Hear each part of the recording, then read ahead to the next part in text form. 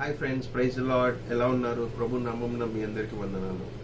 చూడండి, మనకి శ్రమలు పెరిగే కొద్దీ అల్ప విశ్వాసం అన్నది మనల్ని వెంటాడుతూ ఉంటుంది. ఏంటి, నీ దేవుడు ఇదే చేస్తాడా? నిజంగా దేవుడు నీ పైన నమ్మకంగా ఉన్నాడా? నిజంగా ఆయన నీ పట్ల కార్యాలు చేస్తున్నాడా? అవునా, నువ్వు ఎందుకు నమ్ముకున్నావు? నువ్వు నమ్ముకొని వేస్ట్. ఇవి మాటలు మనం వింటుంటాం కదా. ఒకవేళ నువ్వు ఈ పరిస్థితిలో ఉన్నావేమో, అయితే దేవుడు ఈ ఒక విషయాన్ని జ్ఞాపకం చేస్తున్నాడు. ఏంటితో తెలుసా? నహూము గ్రంథము 1వ అధ్యాయము 7వ వచనం. Nahum chapter 1 verse 7.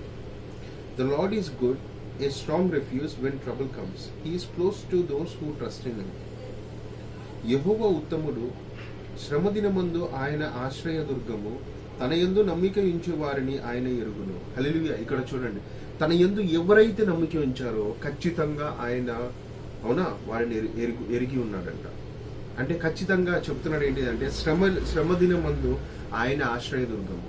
అంటే ఇప్పుడు నువ్వు ఏదైతే శ్రమల్లో ఉన్నావు, ఏదైతే బాధల్లో ఉన్నావు, ఏదైతే ఇబ్బందుల్లో ఉన్నావో, వేటి గురించి చింతిస్తున్నావు, వేటి గురించి దిగులు పడుతున్నావో, ఒకటి గుర్తుంచుకోండి, ఆయనని ఎప్పుడైతే నువ్వు నమ్ముతావో ఖచ్చితంగా నీకు ఏవైతే శ్రమలు ఉన్నాయో, ఏదైతే బాధలు ఉన్నాయో, వాటి నుంచి దేవుడు విడుదల ఇవ్వబోతున్నాడంట. నీకు ఆశ్రయదుర్గంగా ఉండబోతున్నాడంట. నీ పట్ల మేలుకరమైన కార్యాలు చేయబోతున్నాడంట.